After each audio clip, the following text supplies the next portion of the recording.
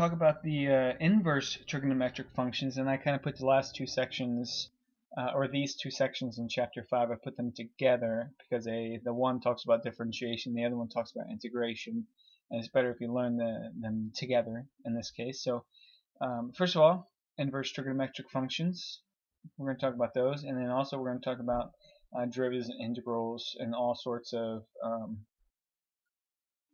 examples of doing that. And then the AP standards you have to be familiar with is knowledge of derivatives and integrals of the inverse trigonometric function. So you just have to be able to find the derivative and or integral of any of these trig functions that we're going to talk about today. And then here is at the bottom the list of homework problems from both sections, so be careful with the page number. So the first page is just a bunch of, you can always come back to this as you need it, but in pre-calculus you should have learned, I know you probably didn't, but you should have learned all of these identities talking about the arc, sine, arc, tangent. So where it says arc, so if you have, let me erase that, and then if you have arc sine of x, that's the same thing as the inverse sine of x. Those are equivalent. Alright, so when I write it, I'm going to use this notation instead. So I know this book uses arc sine a lot, which is fine. Be familiar with both, but this is the more common style of writing, arc sine, inverse sine, same thing. So anyway, just go through, make sure you're familiar with the domain of each of these and the range of each of these as well. And then also I have just the graphs. You have to be familiar with the sketches of the graphs here, what they're going to look like. And the domains and ranges are also there. So this page is just for you to review and to use as you go through some of these problems. This is all pre-calc stuff. So let's go ahead and try an example there. Evaluating inverse trigonometric functions. So this is pre-calculus stuff. And so with this first problem, you're finding the inverse sine of -1/2. So basically, the way that I think of this is you're asking yourself a question. You're asking yourself the question, okay, where does the sine of x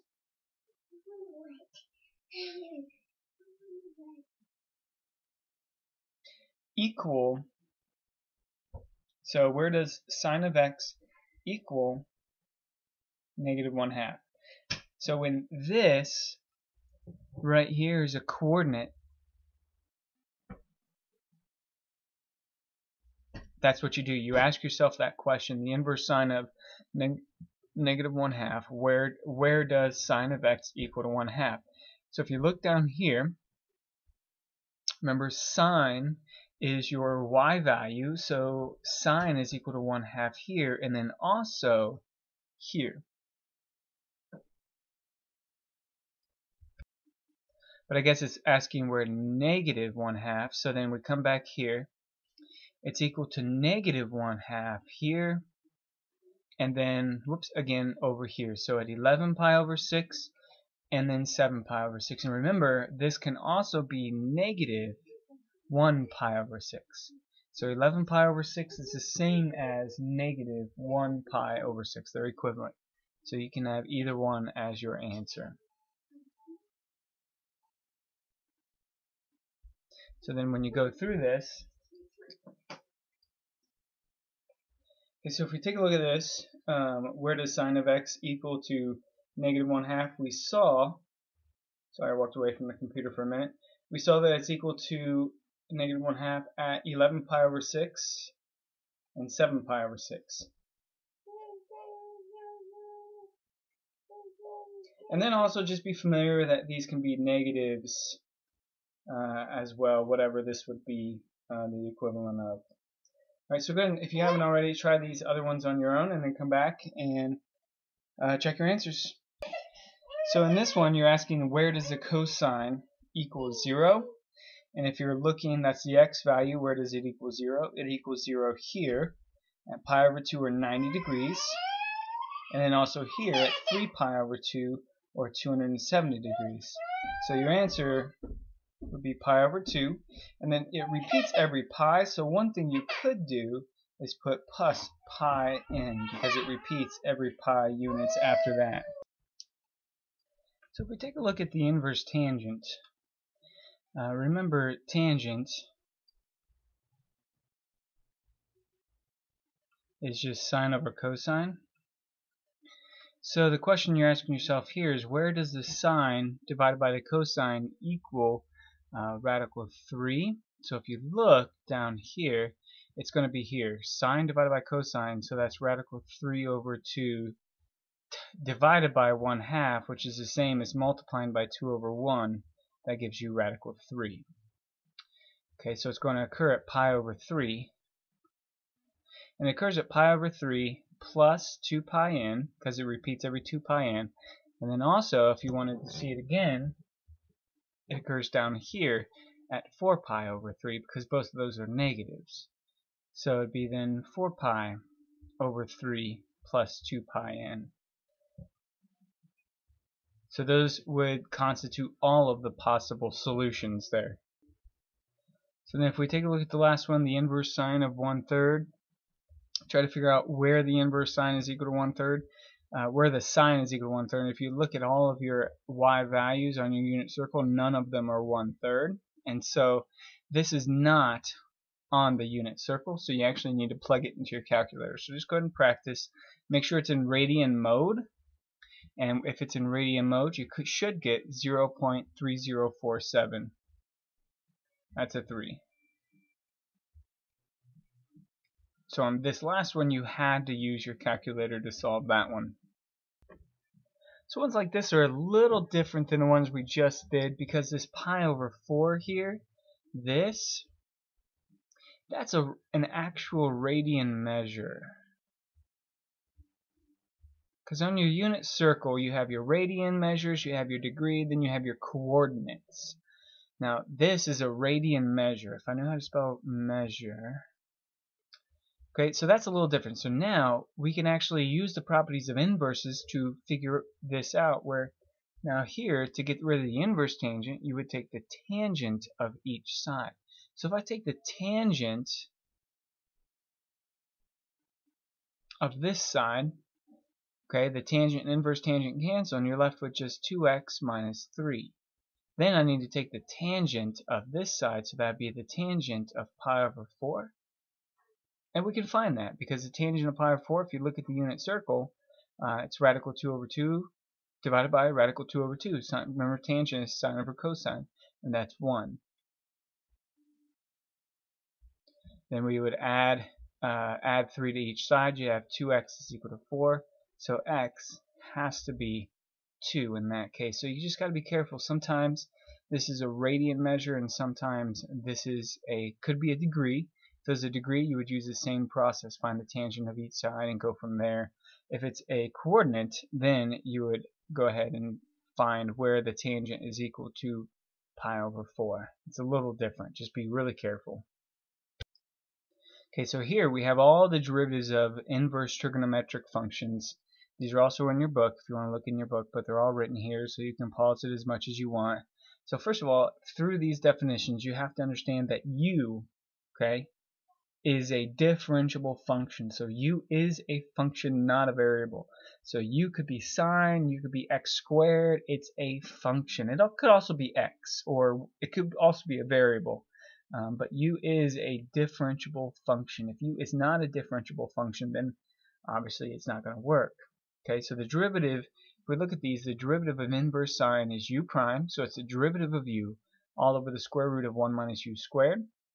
Now, these green ones over here, all cosine is, the derivative of cosine, all that is negative u prime all over the square root of 1 minus u squared. So the only difference between the inverse sine, the derivative of the inverse sine, and the derivative of the inverse cosine is that the inverse cosine is negative the derivative of the inverse sine. Okay, because if you think back to sine versus cosine, okay, cosine, remember, is only, it's just shifted to the left or right, however you want to think, but it's shifted to the left pi over 2 units. Okay, so if you so it's just pi over 2 minus the sine whatever, the sine of x. And so if you find the derivative of that, then it's going to be just negative sine. So it's same with the inverse. Okay, and so just remember those two, sine and cosine go together. Cosine is just the negative. Same thing with tangent and cotangent.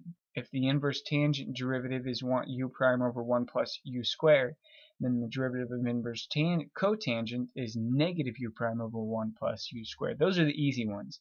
Tangent and cotangent, easy. Sine and secant, not so much. So the derivative of inverse secant is u prime over the absolute value of u, that's very important. Okay, this always has to be positive, times the square root of u squared minus 1. And inverse cosecant is just the opposite of that. So let's try some examples down here. You can go ahead and try these on your own, no harm, no foul.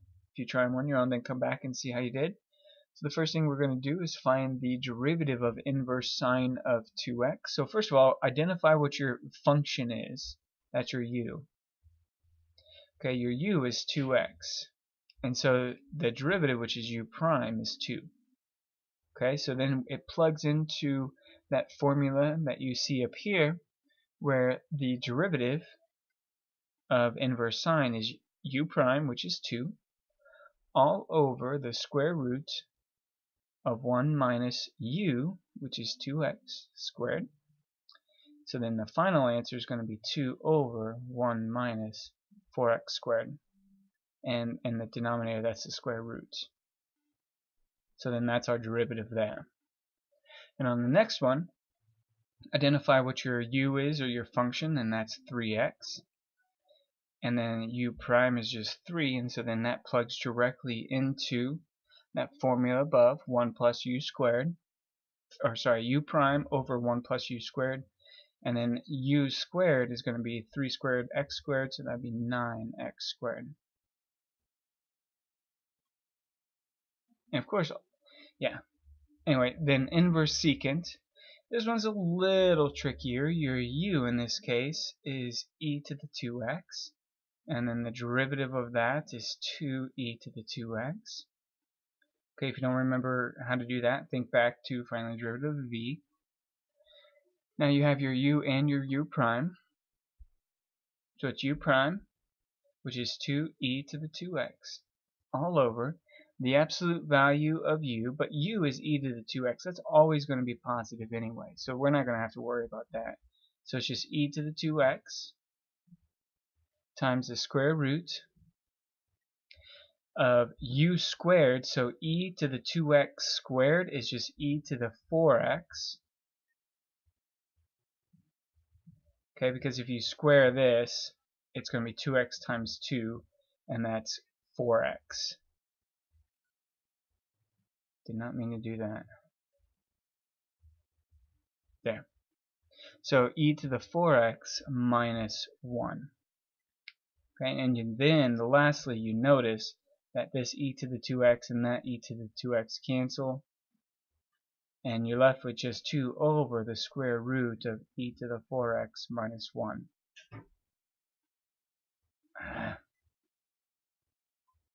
I'll get it here. E to the 4x all minus 1. And that is your final answer. That's the derivative of inverse secant of e to the 2x. Okay, so let's try to apply some of this stuff. So on this one, you can read the problem, but you're basically taking a picture of a 4-foot painting hung in a gallery, and so it says the lens is 1 foot below the actual painting. So you want to know how far the camera needs to be from the painting to maximize the angle subtended by the camera lens. So that is, if you look down here, you want to maximize the angle B. Okay, so this is a maximized problem, so we know we're going to be finding the derivative of something and all that jazz.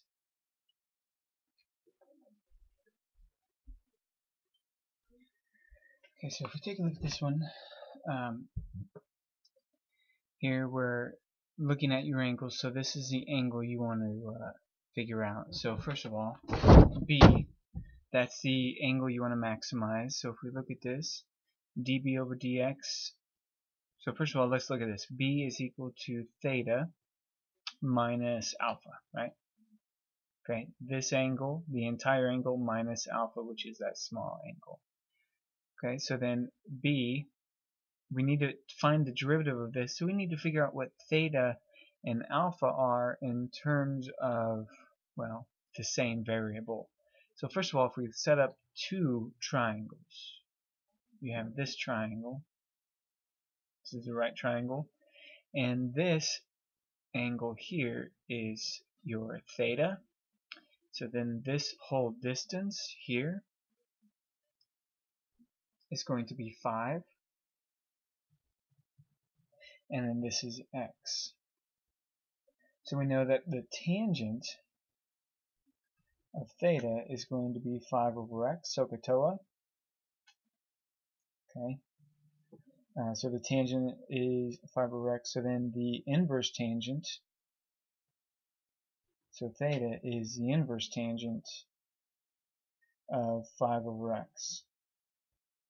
So one thing we can do to make this a lot easier to work with is instead of working with the inverse tangent, let's work with the inverse cotangent, because the thing what that does is it brings the variable to your numerator. Okay, and so tangent and cotangent are just inverses of each other, so all you do is flip these. Okay, so we're definitely going to use that, so I'm going to highlight it.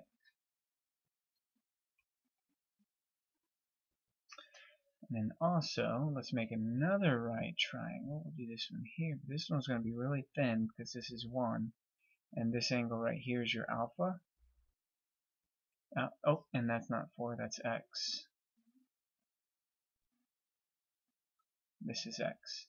So then you would have the tangent of alpha this time is equal to 1 over x. Solve for alpha, that's the inverse cotangent. Or sorry, the inverse tangent. And we change it to the inverse cotangent by just reciprocating it. So it's the inverse cotangent of just x by itself. So I'm going to highlight this one. And now what we do is we just substitute them up here for your alpha and your theta. So then B, instead of theta, we're going to write the inverse cotangent of x over 5 minus alpha, which is the inverse cotangent of just x. Now, since we want to maximize it, we want to find the derivative of this. So you could go ahead and graph this if you wanted to at this point and just find the maximum. But if that doesn't work out for you, what you could do is find the derivative. So that'd be b over dx. So changing the angle with respect to the x. That's the distance the camera is from the portrait itself. And so if you look at the inverse cosine, I guess that's cotangent, the derivative of the inverse cotangent, you would have the derivative of your u, which is x over 5. That's going to be the derivative of x over 5. It's going to be 1 over 5. But it's negative 1 over 5 because it's negative u prime. It's opposite of what the derivative of inverse tangent would be. Over, then it's going to be 1 plus your u quantity squared, so that'd be x squared over 25, minus the inverse cotangent, so you got the same thing going on there, but it's going to be negative 1. The derivative of x is 1, so it's negative u prime over 1 plus, it's going to be then x squared, yeah, just x squared, like that. It'd be x squared, yeah. So just 1 plus x squared. There we go. Now you have this, and we know that we want to maximize this, so we can go ahead and find the derivative, set it equal to 0. So we're going to set this equal to 0, so that's plus plus. So I'm going to take this negative 1/5 and take it over the other side, so you'd have 1 over 1 plus x squared is equal to 1/5 over 1 plus x squared over 25. Okay, and then when you go ahead and solve from here, I don't know how far I'm going to take this, but you would have 1/5.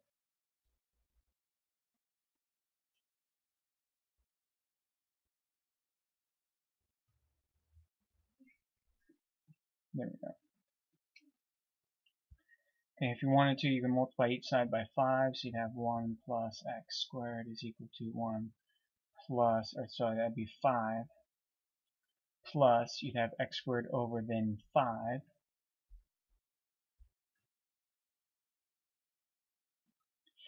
Okay, then from here, just get your x squareds on the same side.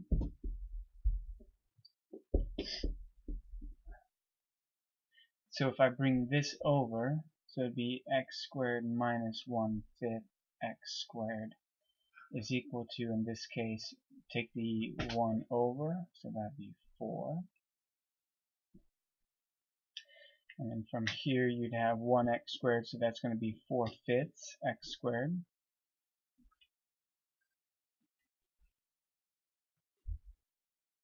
Is equal to 4. And then you notice when I multiply each side by 5/4, okay, that gives me then just x squared is equal to 5. So x is equal to positive and negative square root of 5. But we know that it can't be the negative, so we know that x has to be then just the positive square root of 5. It can't be the negative because x in this case is a distance, and so you can't have a negative distance. And so to answer the question, how far should the camera be from the painting to maximize the angle? So it should be exactly square root of 5 feet. Yeah, this is in feet. So let's label it. Might make more sense to actually get a decimal value. So you pull out your handy dandy calculadora here. Handy dandy. Then you get 2.2361. 2.2361 feet. Okay?